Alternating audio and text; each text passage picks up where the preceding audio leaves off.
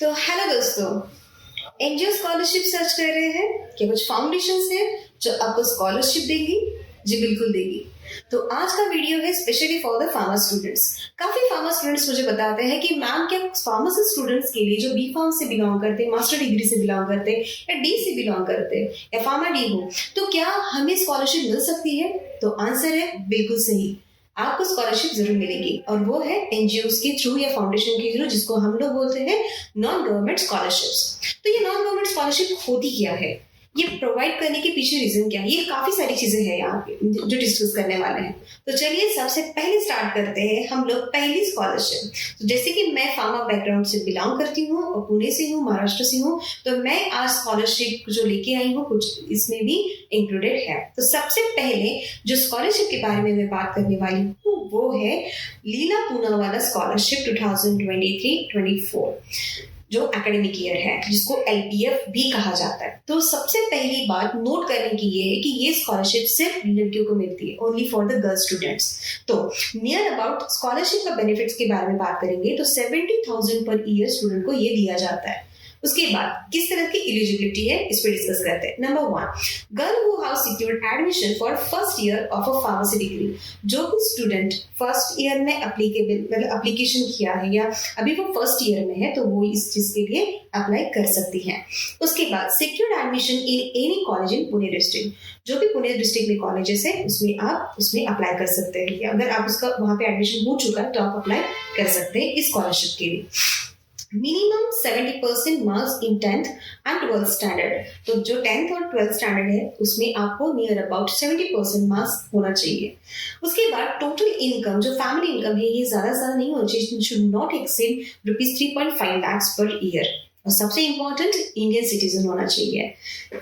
ये सारी चीजें हैं लीला पूनावाला की एलिजिबिलिटी क्राइटेरिया और उसके बेनिफिट्स के बारे में। अभी जाना कैसे है या किस तरह से आप लोगों को उसको अप्लाई करना है। तो स्क्रीन पे आपको दिख रही है कि एप्लीकेशन लिंक है, आप इस लिंक को क्लिक कर सकते हैं। उसके बाद डेट ऑफ एप्लीकेशन स्टार्ट हो चुकी है 22 अगस्त 2023 और इसकी एप्लीकेशन फीस भी आप वेबसाइट पे जाके फिल कर सकते हैं जो है ₹300 का अमाउंट है। उसके बाद उसका एड्रेस, उस वेबसाइट पे कॉन्टैक्ट में अगर जाएंगे तो उसमें एड्रेस भी दिया हुआ है और कुछ कॉन्टैक्ट नंबर भी दिया हुआ। तो बानेर में ये ऑफिस है जहाँ पे आप जाके विजिट भी कर सकते हैं। सो गाइज ये था पहला स्कॉलरशिप जो नॉन गवर्नमेंट स्कॉलरशिप में आती है और गर्ल स्टूडेंट जो फर्स्ट ईयर में अभी अप्लाई करने वाले हैं वो इस चीज का बेनिफिट उठा सकते हैं। इस स्कॉलरशिप के बारे में सबसे इंपॉर्टेंट चीज ये कहना चाहूंगी, इस स्कॉलरशिप का सिलेक्शन प्रोसेस इंटरव्यू बेस्ड होता है। तो इंटरव्यू में आपको सारी चीजें एलिजिबिलिटी क्राइटेरिया हिसाब से पूछा जाता है। आपको कुछ सवाल इस तरह से पूछा जाता है कि why you need this scholarship, इसे क्या जरूरत पड़ रही है कि आपकी स्कॉलरशिप की जरूरत पड़ रही है। या आपको ये पूछा जा सकता है कि ये स्कॉलरशिप के पीछे व्हाट इज योर बी है, मतलब लाइक मोटो। डेफिनेटली स्टूडेंट्स आप पढ़ना चाहते हो, कहीं ना कहीं इकोनॉमिकली हमारे पास इतना अमाउंट नहीं होता है, तो हमारी ये एनजीओस, हमारी गवर्नमेंट के थ्रू जो भी एनजीओस फाउंडेशंस है या जो नॉन गवर्नमेंट स्कॉलरशिप प्रोवाइड करती है ये आपको पढ़ने के लिए हेल्प करती है। तो ये काफी बड़ी चीज है हमारे इंडियन सिटीजन के लिए कि आपको इस तरह की स्कॉलरशिप दी जाती है। तो ये बहुत अच्छी बात है। सो फार्मा स्टूडेंट ये थी आपके लिए पहली स्कॉलरशिप। चलिए अभी देखते हैं सेकेंड वाली स्कॉलरशिप। सेकेंड वाली स्कॉलरशिप है जिसके बारे में हम लोग बात करेंगे वो है टाटा ट्रस्ट स्कॉलरशिप। सो स्कॉलरशिप का बेनिफिट जो दिया जाता है वो है नियर अबाउट ₹50,000।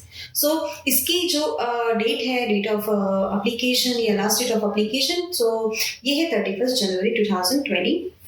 जैसे कि मैंने इसके पहले जो लीला पूनावाला के बारे में बात की थी, सो उसकी जो डेडलाइन थी वो थी 30 सितंबर 2023। तो उसके पहले आपको एप्लीकेशन करना है, सो डोंट फॉरगेट दिस। सो जैसे टाटा ट्रस्ट की बात कर रही हूँ तो इसमें जो स्कॉलरशिप का बेनिफिट है ₹50,000 है और लास्ट डेट एप्लीकेशन 31 जनवरी 2024 है और एप्लीकेशन लिंक आपकी वेबसाइट पे यहाँ पे क्लिक करना है, सारी डिटेल यहाँ पे आपको मिल जाएगी। उसके बाद कुछ चीजें हैं जो आपको सबसे इंपॉर्टेंट टाटा ट्रस्ट के बारे में कहूंगी। वेबसाइट पे जाने के बाद कुछ पीडीएफ डाउनलोड होंगी जहां पे आपको सारी इंस्ट्रक्शंस दी जाएंगी। आपको बताया जाएगा किस तरह की लिस्ट ऑफ डॉक्यूमेंटेशन आपको अपलोड करनी है, किन चीजों को स्टेप बाय स्टेप आपको जाके सारी चीजें करनी है। तो सबसे पहले मैं जाऊंगी उन स्टेप्स की तरफ। Application Application should be handwritten and the typewritten any format, and all the requested document must be submitted to the trust office as an attachment. आपको सारी भी जो भी लिस्ट आउट बताई गई है वो लिस्ट के हिसाब से आपको सारे डॉक्यूमेंट सबमिट करने हैं। Application and all the requested documentation was submitted in one single email. समझ लीजिए आपको ईमेल थ्रू आपको बोला गया है कि आप ईमेल कर दीजिए, तो आपको जिप फाइल या जिप फोल्डर बना के आप अपने जो भी डॉक्यूमेंटेशन स्कैन कॉपी अच्छे से पीडीएफ करके या फिर आप उसको अटैच करके एक ही फोल्डर में स्टेप बाय स्टेप, समझ लीजिए उन्होंने बोला कि भाई नंबर 1 पे आधार कार्ड है, नंबर 2 पे पैन कार्ड है, फिर उसके बाद 10th है 12th, उसी सीक्वेंस वाइज आप उस ईमेल में या जिप फाइल में बना के आप मेल को अटैच कर सकते हैं और उस ईमेल आईडी को आप उस सारे डॉक्यूमेंट सबमिशन करने के बाद सबमिट कर सकते हैं। More than one email for an application will not be allowed and will be treated as a void। अगर समझ लीजिए मुझे ऐसा लगा कि नहीं भाई और 2 डॉक्यूमेंट्स बचे हुए हैं, या ऐसा लग रहा है कि नहीं मुझे ये डॉक्यूमेंट अभी नहीं है तो 2 दिन के बाद सबमिट कर दूंगी, तो ये नहीं होगा। आपको एक ही ईमेल आपको वहां पे करना पड़ेगा, एक ईमेल में सारी चीजें आपको अपलोड करना पड़ेगा। उसके बाद one application can not be submitted through the multiple email ID. समझ लीजिए मेरे पास 2-3 ईमेल आईडीज है और मुझे ऐसा लगा कि मैं अलग अलग ईमेल आईडी से अलग अलग टाइम पे मैं कर दूंगी, ऐसा नहीं होता है। आपके डॉक्यूमेंटेशन आप एक ही ईमेल से एक ही बार मेल करेंगे और सारे के सारे जिप फोल्डर या सारे डॉक्यूमेंट अटैचमेंट करके एक साथ एक ही बार आप उसको मेल करने वाले हैं। If you wish to apply for 2 children's then you must send 2 separate email and 2 separate set of documentation. ये उन चीज मैं फादर्स या पेरेंट्स को कहना चाहूंगी, बहुत बार ऐसा होता है कि बच्चे ये सारी चीजें कर देते हैं। समझ लीजिए आपके 2 बच्चे हैं और दोनों भी डिग्री कोर्सेज में जाने वाले हैं, फर्स्ट ईयर के बी फार्मेसी में। सो उस केस में क्या होगा कि आपको एप्लीकेशन करना है तो आप दोनों के लिए भी एप्लीकेशन कर सकते हो। बस ध्यान इतना रखना है कि आप अलग अलग मेल में अलग अलग बच्चों के लिए डॉक्यूमेंटेशन सबमिशन करने वाले हो। जैसे कि मैंने बोला एक ईमेल और एक ही साथ सारा डॉक्यूमेंटेशन सबमिट करना है। Please do not submit documentation through a drive और लिंक। किसी भी ड्राइव का लिंक नहीं देना, क्योंकि वहां पे काफी बार ऐसे नोटिस आते कि परमिशन देना पड़ता है, so no need to do, या फिर लिंक नहीं देना, सीधे डॉक्यूमेंट अटैचमेंट देना। Such a request will be treated as invalid and no further correspondence in this regard will be entered. Afterward, requested documents must be named correctly and carefully। जैसे कि मैंने बोला कि भाई आधार कार्ड है तो उस आधार कार्ड के पीडीएफ को नाम दीजिए आधार कार्ड ऑफ व्हाट एग्जैक्टली, किस स्टूडेंट का है, किसका नाम का है। सबसे इंपॉर्टेंट है कि किस तरह से एप्लीकेशन कर सकते हो। नंबर 1 आपको फिल करना है एप्लीकेशन, जो मैंने हैंड रिटन के बारे में बात की है। आप उस एप्लीकेशन को स्कैन कॉपी कर सकते हैं। Marksheet of semester 1। यस, मैं ये नहीं कहती कि यहाँ पे सिर्फ फर्स्ट ईयर वाले अप्लाई कर सकते हैं। टाटा ट्रस्ट के लिए आप कोई भी अप्लाई कर सकते हैं फर्स्ट टू फाइनल तक। Application marksheet same 1, marksheet of same 2, income proof of father, income proof of mother, fee receipt जो भी कॉलेज की होगी, आईडी प्रूफ जो भी कॉलेज का है, या फिर बोनाफाइड सर्टिफिकेट आप कॉलेज से रिसीव करके ये सारे डॉक्यूमेंटेशन आप अटैच कर सकते हैं। Submit only the requested documentation in a PDF format. तो जैसे कि मैंने आपको कहा कि कोई भी डॉक्यूमेंट है तो आप उसको पीडीएफ फॉर्म में कन्वर्ट करके उसको अटैच कर सकते हो। Student whose fees are covered under any government scheme or covered by any other institute, organization or trust are not eligible to apply। सबसे इंपॉर्टेंट, नॉन गवर्नमेंट स्कॉलरशिप तभी आपको मिलेगी अगर आप इन किसी चीजों से बेनिफिट नहीं ले रहे। जैसे एग्जाम्पल ले लीजिए कि मैं स्टूडेंट हूँ, मुझे गवर्नमेंट के थ्रू ही स्कॉलरशिप मिलती है और मैंने एलिजिबिलिटी क्राइटेरिया देखा तो मैं एलिजिबल हूँ, लेकिन मैं अप्लाई नहीं कर सकती। क्यों? क्योंकि मुझे ऑलरेडी गवर्नमेंट स्कॉलरशिप मिल रही है। ये समझ लीजिए कि मुझे मैंने 2-3 अप्लाई किया था और एक मुझे उसमें से मिल रही है, तो मैं दूसरा स्कॉलरशिप उसको अप्लाई नहीं कर सकती। मुझे किसी एक ही स्कॉलरशिप, एक ही एनजीओ से या एक ही फाउंडेशन से वो स्कॉलरशिप का बेनिफिट लेना पड़ेगा। तो टाटा ट्रस्ट के थ्रू ये कुछ रूल्स एंड रेगुलेशंस है, उन्होंने कुछ आपको बताए हैं कि रूल्स कि आपको इन सब चीजों को फॉलो करना है। अनक्लियर या कोई भी डॉक्यूमेंटेशन होगा तो वो भी एक्सेप्टेड नहीं होगा। आपको जो भी डॉक्यूमेंटेशन आप सबमिट करोगे वो प्रॉपरली अच्छे से स्कैन डॉक्यूमेंटेशन रहे। तो अब तक हम लोगों ने देखा 2 स्कॉलरशिप के बारे में, जो पहली थी लीला पूनावाला और सेकंड था टाटा ट्रस्ट। तो चलिए दोस्तों, सबसे इंपॉर्टेंट ये 2 टॉपिक के बाद अभी थर्ड स्कॉलरशिप के बारे में बात करते हैं, जो है HDFC स्कॉलरशिप। आपको पता है कि बेनिफिट अमाउंट कितना है? 1 लाख रुपीज। अगर आप इंटरव्यू क्रैक करते हो, आप सारे स्टेप्स वाइज अच्छे से सारे डॉक्यूमेंट सबमिट करते हो, अगर आप एलिजिबल हो तो आपको ये स्कॉलरशिप मिल सकती है। कुछ चीजें हैं जो आपको ध्यान रखनी पड़ेगी। सबसे इम्पोर्टेंट कि ये जो स्कॉलरशिप है ये फॉर यूजी स्टूडेंट्स के लिए है। The home page will appear on screen. On this home page, you are requested to click on the apply now. After that, you have to select the scholarship category. देखिए दोस्तों, जब आप application करते हो या अप्लाई करना चाहते हो तो आपको वेबसाइट पे जाना है। उसके बाद आप वहाँ पे अप्लाई की इस पे क्लिक कर सकते हैं। अप्लाई करने के बाद जैसे फॉर्म आ जाएगा, फॉर्म के हिसाब से सारे डिटेल्स आपको फिल करते हुए जाना है। और साथ ही साथ अगर कोई डॉक्यूमेंटेशन अटैचमेंट बोला जाता है, जो भी फॉर्मेट में है आप उसमें अटैच कर सकते हो। उसके बाद now you have to log in to the account using mobile phone and email ID. So ये ऑफिशियल वेबसाइट है, इसलिए आप उसमें आपका कॉन्टैक्ट नंबर डाल के, आपको मोबाइल नंबर डाल के, ईमेल आईडी डाल के आप लॉग इन करके रजिस्टर्ड हो सकते हो। All those applicants who have not yet registered or are required to register first and then log in. So step by step अगर जाना है तो सबसे इम्पोर्टेंट है कि आपको लॉग इन करना पड़ेगा। उसके बाद ही आप सारे स्टेप कर सकते हो। After that you have to click on start application.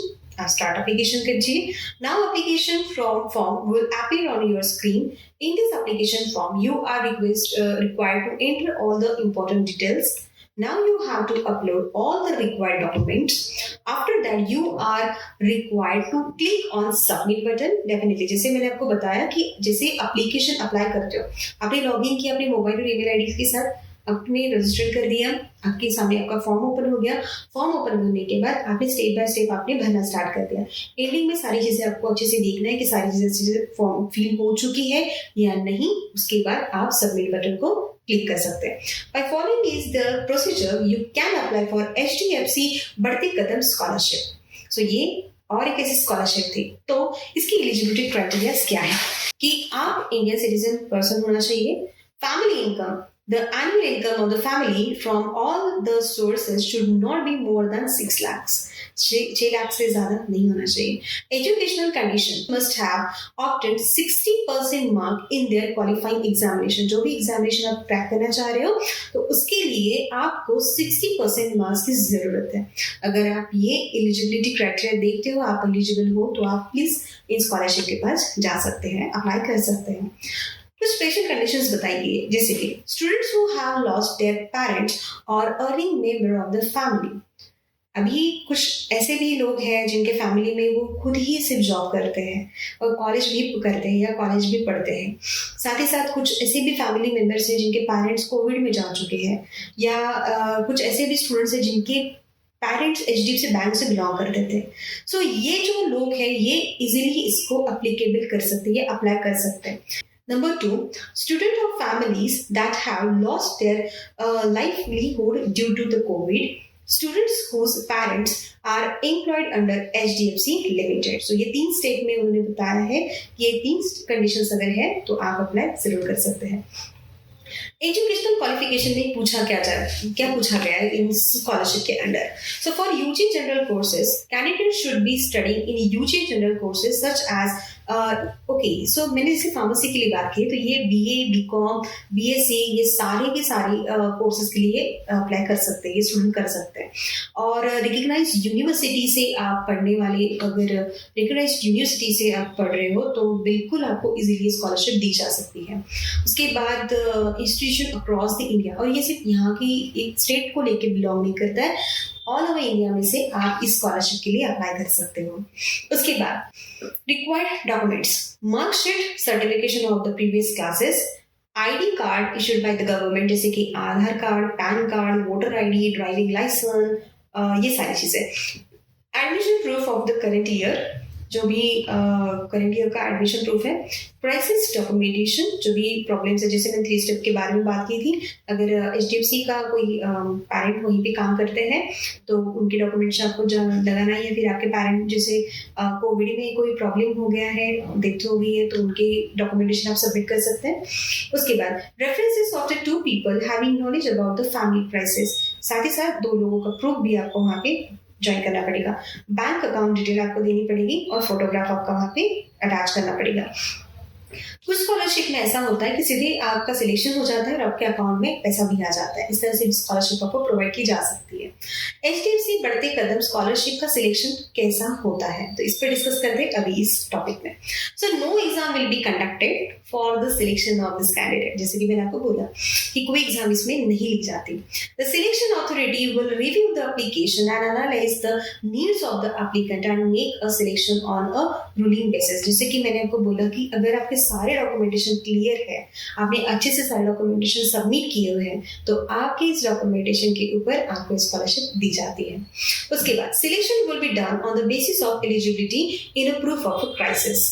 A telephonic conversation will be held with the selected candidate। आपको सीधे कॉल आएगा कि आपका सिलेक्शन हो चुका है, क्या आपके सारे डॉक्यूमेंटेशन में जो डॉक्यूमेंट क्या वो सही है, आपकी तरफ से डिक्लेरेशन होगा, उसके बाद आपको स्कॉलरशिप दी जाएगी। The verification of a documentation will also be done before the final selection। Definitely सारे के सारे वेरिफिकेशन डॉक्यूमेंटेशन का किया जाता है, आपको पूछा जाता है, उसके बाद वेरिफिकेशन होने के बाद आपको स्कॉलरशिप दी जाती है। सो कॉन्टैक्ट नंबर भी मैंने आपको डिस्प्ले कर दिया है, ये सारे कॉन्टैक्ट नंबर है, या फिर आप इन पे ईमेल कर सकते हैं और आप इन वेबसाइट पे जाकर भी सारे सर्च कर सकते हैं। सो दोस्तों, ये थी तीसरे नंबर की, जो थी एचडीएफसी के थ्रू एचडीएफसी स्कॉलरशिप बढ़ते कदम। अभी बात करते हैं फोर्थ नंबर की स्कॉलरशिप। फोर्थ नंबर की स्कॉलरशिप का नाम है Kotak Kanya scholarship.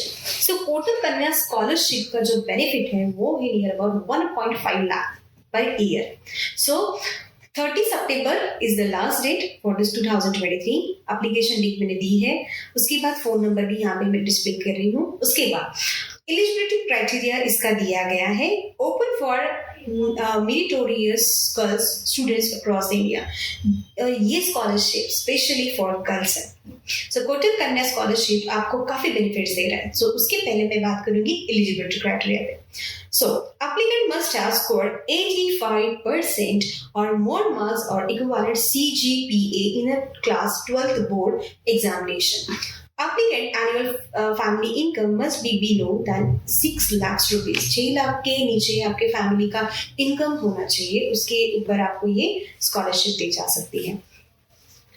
Meritorious girls students who have secured admission to first year graduation program in the academic year 2022-23 from institute of reputed, जैसे कि हम लोग NAC accredited colleges के बारे में बात करते हैं या NRRF के बारे में बात करते हैं, इन कॉलेज से अगर बिलोंग करते हैं तो आप एप्लीकेशन जरूर कर सकते हैं। For professional graduation courses like engineering, MBBS, pharmacy या other professional वाले भी, जो भी डिजाइन आर्किटेक्चर वाले हैं, जो भी गर्ल स्टूडेंट है, आप इस स्कॉलरशिप को अप्लाई कर सकते हैं। The children of employees of a Kotak Mahindra group, Kotak education foundation and Buddy for studies are not eligible to apply for Kotak Kanya scholarship 2023। सो बड़ी फोर स्टडी के बारे में कहूंगी, ये एक ऐसी वेबसाइट है जहाँ पे काफी स्कॉलरशिप के बारे में आपको वहाँ पे इंफॉर्मेशन मिल सकती है। आपको और एक इम्पॉर्टेंट बात कहना चाहूंगी, अगर आप नॉन गवर्नमेंट स्कॉलरशिप के बारे में सर्च करना चाहते हैं बहुत ज्यादा, तो नॉन गवर्नमेंट स्कॉलरशिप आप सीधे गूगल में जाके भी सर्च कर सकते हैं, जैसे कि NGO scholarship for what ever you have the degree, उसके बाद फाउंडेशंस, डिफरेंट फाउंडेशंस या चैरिटेबल ट्रस्ट, तो इन सारे वर्ड्स को डाल के आप सर्च कर सकते हो। सो एप्लीकेशन प्रोसेस में सबसे पहले click on the apply link by the below this button. उसके बाद लॉग इन करना है verified study using the register ID and to land on the online application form page. उसके बाद अगर आप रजिस्टर नहीं हो तो सबसे पहले आप अपनी ईमेल आईडी मोबाइल के नंबर के थ्रू या जीमेल की आईडी के थ्रू आप लॉग इन कर सकते हैं। You will now be redirected to the Kotak Kanya scholarship 2023 application form page.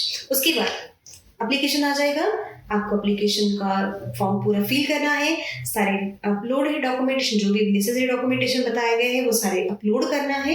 उसके बाद सबसे इंपॉर्टेंट आपको टर्म एंड कंडीशन पे एक्सेप्ट करना है। उसके बाद जब आप एक्सेप्ट कर लोगे, उसके बाद एक बार आप लास्टली पूरा प्रीव्यू उस फॉर्म फिल जो आपने किया है उस सबका प्रीव्यू आप देख सकते हैं। प्रीव्यू देखने के बाद लास्टली आप सबमिट बटन क्लिक करके अपना फॉर्म सबमिट कर सकते हैं।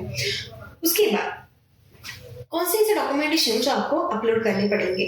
सबसे पहले marksheet of previous qualification examination. अगर आप फर्स्ट ईयर में अप्लाई करना चाहते हो, फर्स्ट ईयर पढ़ रहे हो, तो आपको प्रीवियस ईयर के लाइक 12th स्टैंडर्ड के या 10th स्टैंडर्ड के डॉक्यूमेंटेशन, क्वालिफिकेशन डॉक्यूमेंटेशन सबमिट करने होंगे। उसके बाद income proof of parent, ITR of a parent जो भी रिसेंट ईयर का है। उसके बाद फीस स्ट्रक्चर देना पड़ेगा जिस कॉलेज में आप अभी अप्लाई कर रहे हो। जैसे कि 2023-24 के बारे में, एकेडमिक ईयर के बारे में बात कर रही हूँ, जिसकी मैक्सिमम स्कॉलरशिप पीरियड 30 सितंबर है। तो इसके अंदर आपने जो भी फीस का स्ट्रक्चर है उसमें ये भी आपको अपलोड करना पड़ेगा, ठीक है। उसके बाद बोनाफाइड स्टूडेंट ऑफ सर्टिफिकेट, तो ये आपको कॉलेज से मिल जाएगा। उसके बाद कॉलेज स्टेट एलोकेटेड डॉक्यूमेंटेशन, आपका सिलेक्शन कैप राउंड के थ्रू हुआ है या राउंड के थ्रू हुआ है और आपको वो कॉलेज राउंड के थ्रू एप्लीकेशन करने के बाद मिला है, तो वो भी डॉक्यूमेंटेशन आपको यहाँ पे सबमिट करना पड़ेगा। College entrance examination score card, उसके बाद आधार कार्ड, बैंक पासबुक, क्योंकि आपकी बैंक की डिटेल वहां पे लगने वाली है, passport size photograph, disability certificate, अगर कोई ऐसा स्टूडेंट है जो डिसेबिलिटी सर्टिफिकेट है उसके पास, या कोई प्रॉब्लम है उसके पास, या तो उसकी कोई प्रॉब्लम है, तो अगर उसके पास ये सर्टिफिकेट है तो वो अप्लाई कर सकता है। डेथ सर्टिफिकेट ऑफ पेरेंट, जैसे कि मैंने आपको बताया कि कुछ केसेस में, कुछ प्रॉब्लम्स में आपको दी जा सकती है, तो डेथ सर्टिफिकेट अगर पेरेंट का है तो आप अप्लाई कर सकते हो। सो गाइस, ये थी कोटक कन्या स्कॉलरशिप 2023। तो आप ये स्कॉलरशिप का बेनिफिट जो 1.5 लाख पर ईयर जो बताया गया है, आप इस स्कॉलरशिप का बेनिफिट उठा सकते हैं by applying this all the steps. तो चलिए अभी बात करते हैं और एक नई स्कॉलरशिप के बारे में। ये स्कॉलरशिप आपको प्रोवाइड कर रहे हैं LIC के थ्रू, जिसको कहा जाता है LIC HFL स्कॉलरशिप। ये स्कॉलरशिप ईयर अबाउट आपको हर एक साल या 4 ईयर का, अगर 4 ईयर का आपका जैसे बोल सकते कि 4 ईयर का आपका डिग्री कोर्स है, तो ये 4 साल तक आपको 25,000 रुपीज आपको दे सकता है अगर आपका सिलेक्शन होता है तो।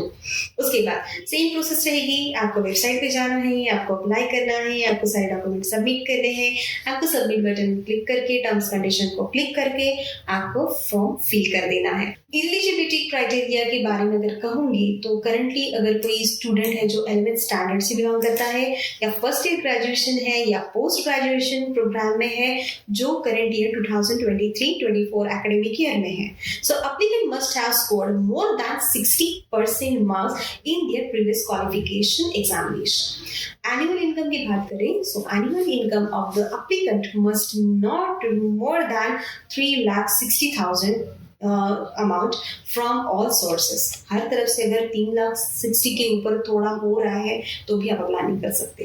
आपको 3,60,000 के नीचे ही अगर आपका इनकम सोर्स है आपके पेरेंट का, तब आप अप्लाई कर सकते हो। इसीलिए काफी बार आपको डॉक्यूमेंटेशन सबमिट करते वक्त उत्पादन सर्टिफिकेट जिसको बोलते हैं, इनकम सर्टिफिकेट जिसको बोलते हैं, आपको उसको अपलोड करना पड़ेगा। दोस्तों, ये थी LIC HFL scholarship. Simply same process, website पे जाइए, अप्लाई कीजिए, लॉग इन कीजिए आपके मोबाइल थ्रू, आपकी ईमेल आईडी के थ्रू, उसके बाद सारा फॉर्म फिल करके सबमिट कर दीजिए। तो दोस्तों, इसके बाद 6 नंबर की स्कॉलरशिप का नाम है रिलायंस स्कॉलरशिप। रिलायंस स्कॉलरशिप आपको दे रहा है बेनिफिट नियर अबाउट 1,50,000 रुपीज। और सेम द थिंग, आप इंडियन सिटीजन होना चाहिए। एलिजिबिलिटी क्राइटेरिया की अगर बात करें, you have to pass this 12th standard with a minimum percentile 60%, currently enrolled in the first year regular full-time degree courses in any stream. I'm not talking about only the pharma stream. ठीक है? उसके बाद student having the household income not more than the 15 lakhs, not less than the 2.5 lakhs. तो 2.5 lakhs के बीच या 2.5 to 15 lakh के बीच में अगर है इस लिमिट में, तो आप अप्लाई कर सकते हो। उसके बाद एप्टीट्यूड टेस्ट देके आपका सिलेक्शन होगा। इसका मतलब एक तरह की एग्जाम फॉर्म, उसके बाद आप अप्लाई कर सकते हो। मतलब आपने फॉर्म अप्लाई किया, आपका सिलेक्शन हुआ, सिलेक्शन करने के बाद आपको एग्जाम देनी पड़ेगी। एग्जाम देने के बाद आपने अच्छे मार्क्स लिए, उसके बाद आप स्कॉलरशिप के लिए एलिजिबल रह सकते हो। तो कौन कौन एलिजिबल नहीं है इस स्कॉलरशिप के लिए? Student who are in the second year और higher one, Student pursuing degree through online, remote, distance or any other non-regular modes. जैसे कि कुछ स्टूडेंट ऑनलाइन पढ़ाई करते हैं, कुछ स्टूडेंट लोग डिस्टेंस लर्निंग करते हैं, तो इन लोगों के लिए स्कॉलरशिप नहीं मिलेगी। या फिर जैसे बोल सकते हैं कि जो लोग सेकेंड ईयर में या हायर स्टडी में जा रहे हैं तो उनको भी ये स्कॉलरशिप नहीं मिलेगी। Student who have passed diploma after the standard 10th standard, 10th के बाद ही कुछ डिप्लोमा कोर्सेज करते हैं तो उनके लिए भी ये स्कॉलरशिप नहीं है। Students pursuing second year undergraduate degree courses, so ये भी एलिजिबल नहीं है। Student who do not answer the mandatory aptitude test or are found cheating during the test, उसके बाद in order to apply student first need to register for the scholarship. See, the first step is to register the scholarship. Once you register, you will receive an email with your login detail. तो आपकी login email ID के ऊपर कुछ details आएंगे कि भाई आपने अच्छे से इसको लॉगिन कर लिया है, उसके बाद ही लिंक में अप्लाई आएगा। हम लोग अभी बात कर रहे हैं रिलायंस स्कॉलरशिप के बारे में, तो उसमें और चीज़ें आपको ध्यान देनी पड़ेगी। जैसे कि मैंने आपकी एप्टीज टेस्ट के बारे में बताया कि आपको वो अच्छे से पास करनी पड़ेगी। उसके बाद once you register you will be receive an email with the login ID in detail. उसके बाद अभी एप्लीकेशन की डेट कुछ अच्छे से क्लोजली ऊपर नहीं, मतलब अभी अप्लाई कर सकती हो और लिंक आपकी स्क्रीन पे दिख रही है। उसके बाद आप इस लिंक पे जाके अप्लाई कर सकते हो। सो दोस्तों, बहुत सारी स्कॉलरशिप अभी भी यहाँ पे अवेलेबल है आप लोगों के लिए। जैसे पंजाब राव देशमुख है जो लड़कों के लिए है। उसके बाद नॉन गवर्नमेंट स्कॉलरशिप में अगर देखा जाए तो वल्लभ भाई पटेल भी स्कॉलरशिप है। ऐसी बहुत स्कॉलरशिप है जो आपको मिलती है, लेकिन हमको इसके बारे में पता नहीं होता। जरूरी है हमको कोई गाइड करे। सो मैं थी प्रोफेसर सोनाली और आज के टॉपिक में हम लोगों ने बात की है सारे के सारे ऐसी स्कॉलरशिप के बारे में जिसको कहा जाता है नॉन गवर्नमेंट स्कॉलरशिप्स। सो ये नॉन गवर्नमेंट स्कॉलरशिप का बेनिफिट आप जरूर उठा सकते हैं अगर आप एलिजिबल हो। बस आपको कुछ 5 स्टेप्स को फॉलो करनी है। उन 5 स्टेप को लेके आप अपना स्कॉलरशिप फॉर्म भर सकते हैं और आप अपने मेरिट स्कोर पे या आप अपने एलिजिबिलिटी क्राइटेरिया पे उस स्कॉलरशिप को क्रैक कर सकते हैं और बेनिफिट उठा सकते हैं। आपकी कॉलेज की जो भी फीस रहेगी एनजीओ आपको उसमें हेल्प करेगी और ये आपके लिए बहुत बड़ी अपॉर्चुनिटी है। सो दोस्तों, बच्चे लोग इसमें एक प्रॉब्लम ये कर देते हैं कि आप लोग बहुत लाइटली ले लेते हो। आप इन सारी चीज़ों को इतना सीरियसली नहीं लेते हो, आप फॉर्म नहीं फिल करते हो। आपको आपका टीचर शायद तक बोलता भी होगा कि भाई आप एनजीओ स्कॉलरशिप के पास चाहिए, you just have to search for the scholarships. So दोस्तों, कोई भी प्रॉब्लम है तो सोल्यूशन यहाँ पे जरूर मिलेगा। तो बने रहिए आप हमारे चैनल पे जिसका नाम है supreme studies. So I am professor Sonali Pawar. मिलते हैं नेक्स्ट वीडियो में नेक्स्ट टॉपिक के साथ। सो फार्मर स्टूडेंट्स और बाकी स्टूडेंट्स के लिए जरूर ये बहुत इंपॉर्टेंट टॉपिक रहने वाला है आपकी लाइफ में। अगर कोई भी एनजीओ स्कॉलरशिप को लेके कोई भी प्रॉब्लम है तो आप कमेंट बॉक्स में जरूर बताएं, हम आपको जरूर हेल्प करेंगे। सो मिलते हैं in next video. Thank you so much. सत साहिब।